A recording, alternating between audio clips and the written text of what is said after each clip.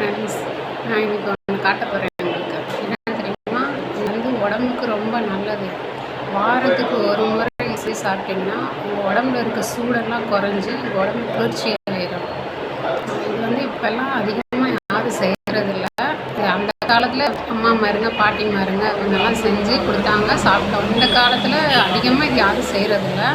இன்றைக்கி எங்கள் அம்மா எங்களுக்கு செஞ்சு கொடுத்தாங்க.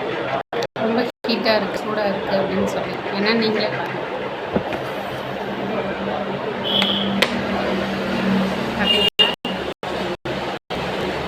என்னன்னு கீதா?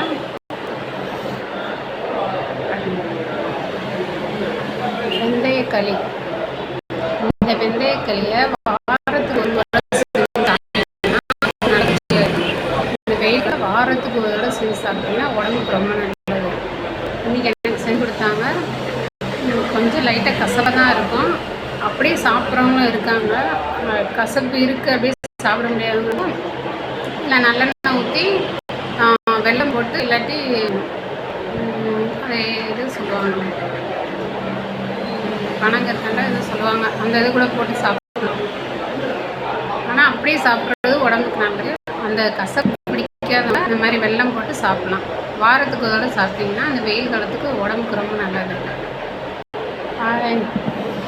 அடுத்த உங்கள் அன்பு தோழி ராதா.